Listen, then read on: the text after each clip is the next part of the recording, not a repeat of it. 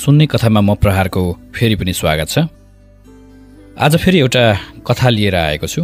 कथा गुरुप्रसाद मैनालीको नासो कथा संग्रहबाट लिएको छु र कथाको शीर्षक छ कर्तव्य।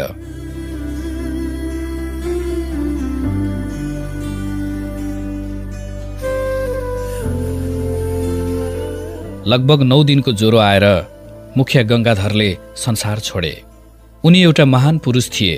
आफ्नो विपुल सम्पत्तिलाई उनी सधैँ जनताको थाँती भन्थे र आफूलाई त्यस सम्पत्तिको केवल एउटा सञ्चालक मात्र सम्झन्थे।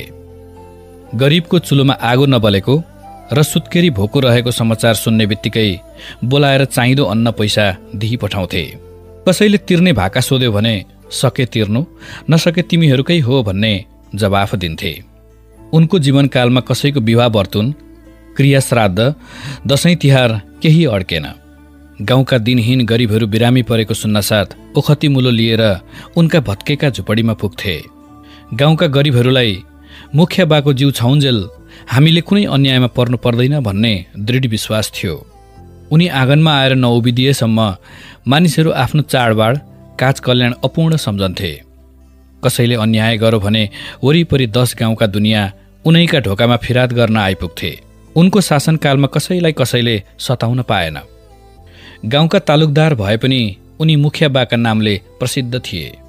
उनी गाउँतिर झरे भने गाउँका सारा केटाकेटीहरू मुखिया बा भन्दै कोहलो हाल्दै आउँथे र कोही औँला, कोही लफेदाको फेर, कोही उनको लट्ठी समाउँथे। केटाकेटीहरूले यसो गर्दा बुढा मुसु हाँसेर कसैको गाला थपथपाउँथे, कसैको चिउँडो उचालेर हाँस्थे। यस प्रकारले गाउँका युवा, वृद्ध, बालवनिता सबैका निमित्त उनी अपार प्रिय थिए। उनलाई ग्रामपिता भन्नु कति पनि अत्युक्ति थिएन। उनको देहावसानले गर्दा वरिपरि 10 गाउँको अपार क्षति भयो। भोका नाङ्गा, दुखी दरिद्रीका बाबु मरे। बुढाबुढी, लुला लङ्गडा, काना खरण्डका टेक्ने लट्ठी भाँचियो। न्यायको बत्ती निभ्यो। अनाथ अशक्तहरूको आशा स्तम्भ ढल्यो। गाउँका धन्वन्तरी अस्ताए। बिरामी कुर्न बसेका 10 गाउँका दुनियाँ डाको छोडेर रुन लागे। एउटा ठूलो आर्तनाद दिग्दिगन्तमा व्याप्त भयो।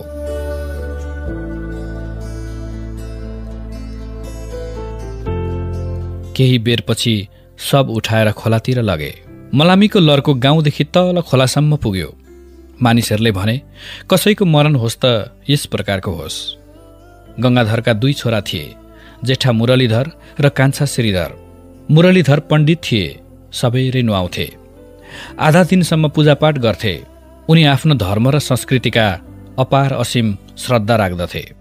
आफ्ना पिताका झैँ उनी पनि अरूलाई सताउनु महापाप सम्झन्थे। मानिसहरू उनलाई जिल्लाका टाढा टाढा गाउँमा बोलाएर सप्ताह पुराण सुन्थे। उनी वास्तवमा एउटा सच्चा ब्राह्मण थिए। धोतीमाथि लामो लफेदामाथि सेतो पटुका, शिरमा मखमलको रातो टोपी, काँधमा च्यादर, ललाटमा चन्दन। उनी सधैँ यही परिधानमा हिँड्थे। जिल्लामा मुरली पण्डितका नामले विख्यात थिए। आइमाईहरूको गृह कलहले गर्दा उनी बाबुसँग अघि नै छुटिएर बेग्लै बसेका थिए। उनका 2 जना छोरी मात्र थिए, छोरा थिएनन्। यता भाइ श्रीधर चाहिँ राजनीतिक पार्टीका सदस्य र ग्राम पञ्चायतका प्रधान पञ्च थिए। 10औं श्रेणीसम्म अङ्ग्रेजी पढेका थिए। धोक्रे सुरुवाल र कुर्था लाउँथे। जुङ्गादारी खौरेर लामो बुलबुल पालेका थिए। कहिलेकाहीँ बुलबुलको अग्रभाग निधारतिर झर्यो भने टाउको झड्कारेर पछाडितिर सार्थे। आधा अङ्ग्रेजी, चौथाइ संस्कृत, चौथाइ नेपाली मिसाएर कुरा गर्थे। त्यसो हुनाले उनले गरेका कुरा अशिक्षित ग्रामीण जनताहरू चौथाइ मात्र बुझ्थे। पूजापाठ गर्नु, टीका चन्दन लगाउनु दासत्वको चिन्ह हो भन्थे। वीरगञ्जको अधिवेशनमा जाँदा गोरखपुरमा केलन खरको होटलभित्र पसेर के खाए भनी उनका साथीहरू भन्थे। उनी आफूलाई जिल्लाभरिको प्रमुख प्रतिवादी सम्झन्थे। हातमा चन्दा बुक लिएर चन्दा माग्दै हिँड्थे। त्रासले भनौँ कि आसले भनौँ, जिल्लाका साना ठुला सबै मानिसहरूमा उनको निकै धाक थियो। जिल्ला गाउँका मानिसहरू उनबाट अर्थोक भन्दा धनीहरूको अँध्याबाली कब्जा गर्ने र साहु बिर्तावालहरूको लरलहना, झारा खेताला हडक्ने काममा विशेष सहायता पाउँथे। जिल्लामा उनी शर्माजीका नामले प्रख्यात थिए।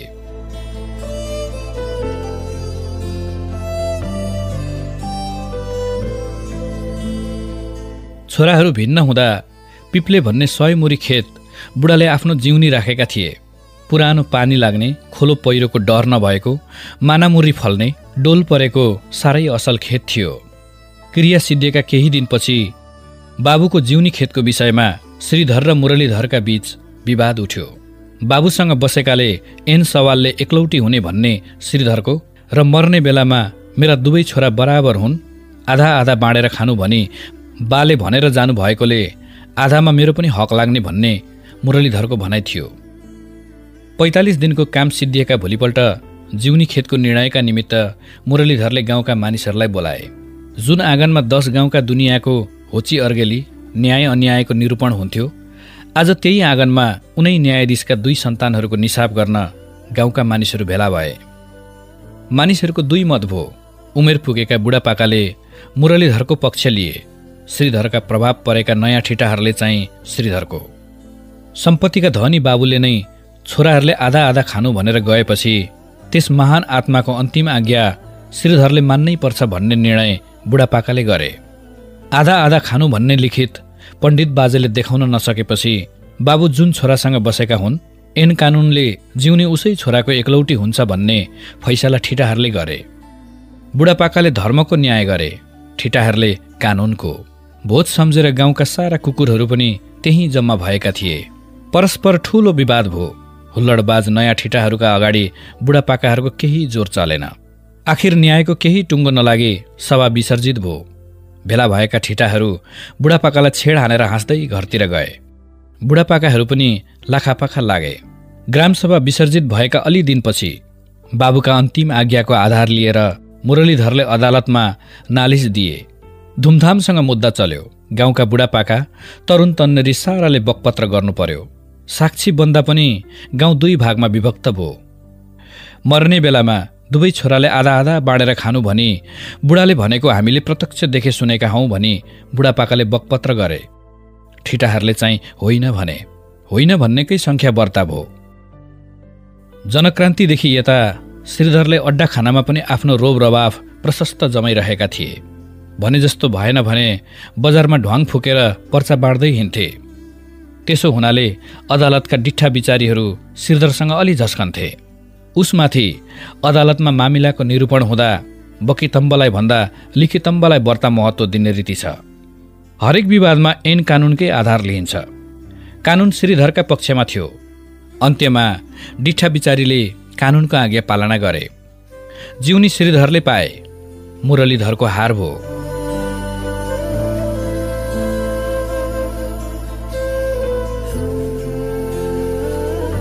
यता केही महिनादेखि श्रीधर बिरामी छन्।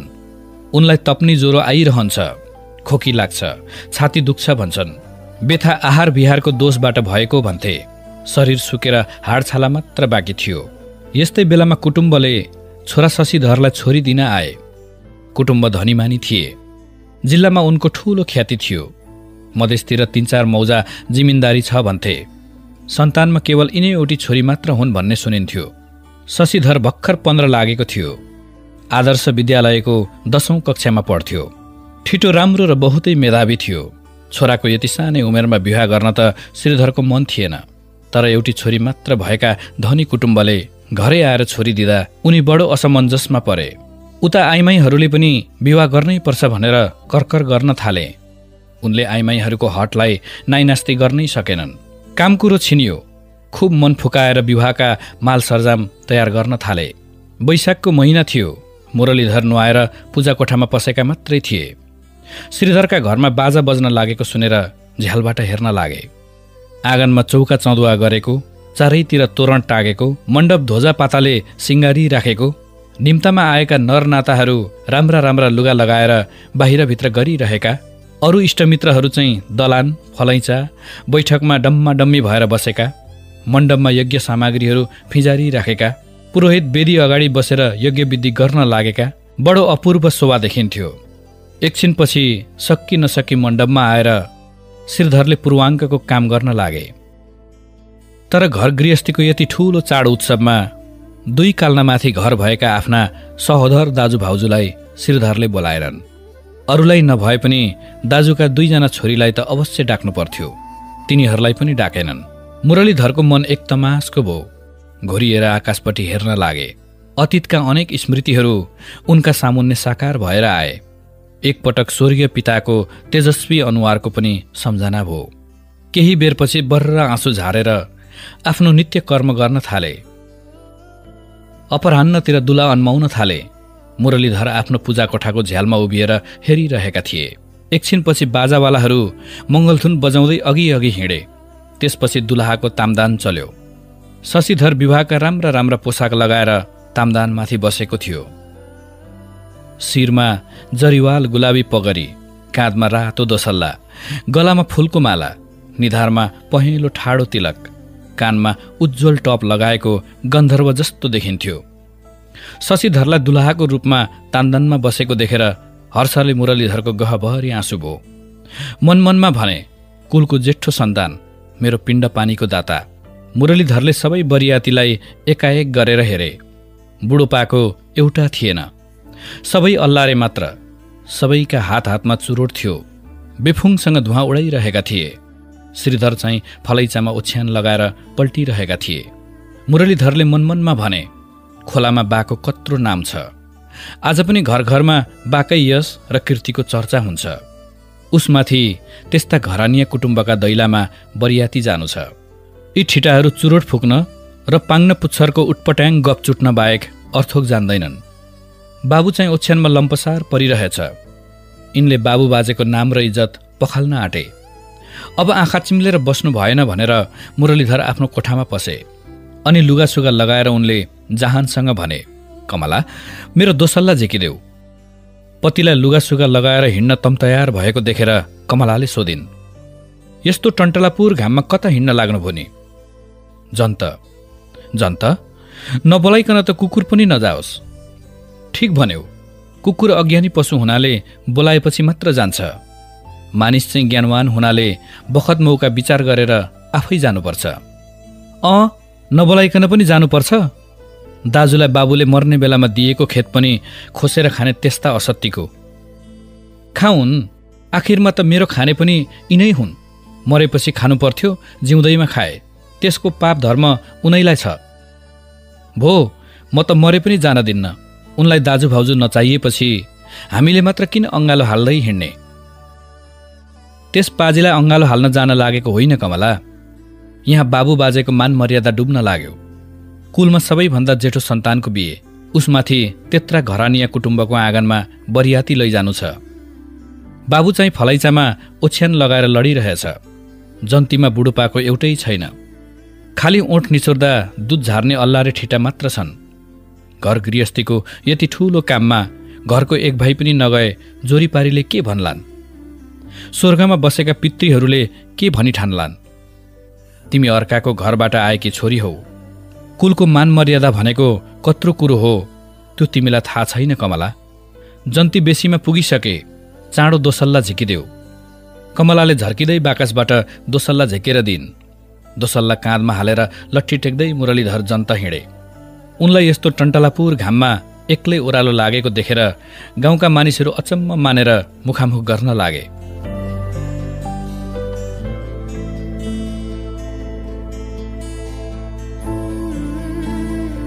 बरियात खोलापारी पुगिसकेको थियो। मुरलीधर पनि पछि पछि गए। झमक्क साँझ परेपछि दुलहीका घर पुगेर सुटुक्क फलैचामा बसे। मुरलीधर पुग्दा दुलहीका बाबु बरणी गर्न लागेका रहेछन्। मानिसहरूको घुइँचोमा उनलाई कसैले चिनेनन्। बरणी सिद्धिएको केही बेरपछि यज्ञ मण्डपको कार्य आरम्भ भयो। पुरोहित वेदीमा रेखी हाल्न थाले। भित्रबाट यज्ञ सामग्रीहरू आउन लागे। यज्ञ सम्पन्न भएपछि दुलहा दुलहीलाई बस्न पुग्ने गरी आसन ओछ्याएर दुलहालाई राखे। एकछिनपछि छोरी बोकेर घरभित्रबाट दुलहीका बाबु निस्किए र छोरीलाई दुलहाका बायाँतर्फ बसाए। दुलही बसेपछि लाज माने जस्तो गरेर शशिधर अलि पर सर्यो। शशिधरले लाज मानेको देखेर मुरलीधर फलैचामा मुसु मुसु हाँस्न लागे। दुलहा दुलही यज्ञमा बसेपछि दुलहीका बाबुले यताउति हेरेर भने, खै सम्धि पाल्नु भएको छैन? अब मण्डपमा आएर बसिदिनु भए हुन्थ्यो। दुलहीका पिताले बोलाएको सुनेर फलैचाबाट मुरलीधरले भने, ज्यू, म यहीँ छु, आउन लागे। मुरलीधर उठेर मण्डपमा गए। चिनेका मानिसहरूले ढोगिदिए।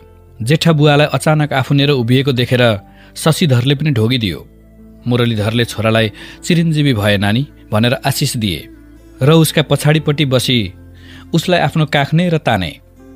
बाबुको स्थानमा मुरलीधर बस्न गएको देखेर बरियातमा आएका ठिटाहरू परस्पर कानेखुसी गर्न लागे।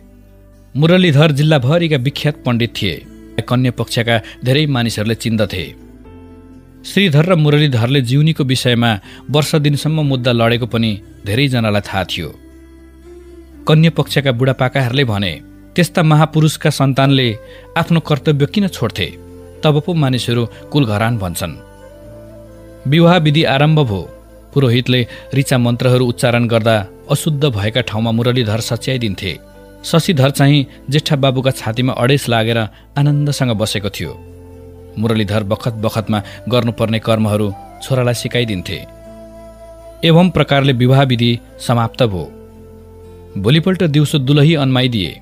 मुरलीधरले निहुरिएर बुहारीको मुख हेरे। बुहारी महालक्ष्मी जस्तै रहेछन्। छोरा बुहारीको रूप देखेर मुरलीधर गदगद भए।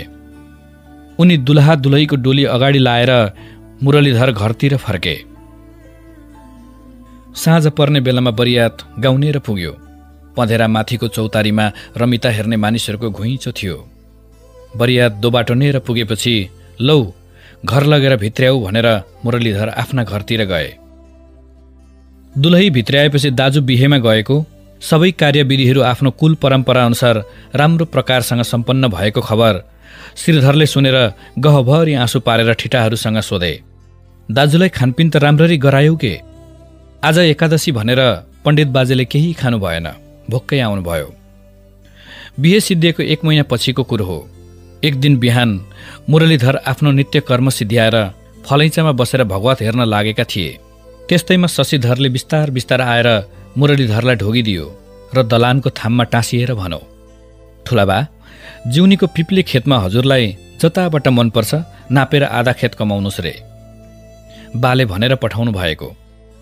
शशिधरका कुरा सुनेर मुरलीधरले उसका मुखतिर हेरेर मुसु मुसु हाँस्दै भने, जिउनीको आधा खेत मैले कमाए, तिमीहरू के खान्छौ नि बा? शशिधर केही उत्तर नदिएर छिटो छिटो आफ्नो घरतिर गयो। कमला चाहिँ दैलोको आडमा उभिएर बाबु छोराको कुरा सुनिरहेकी थिइन्।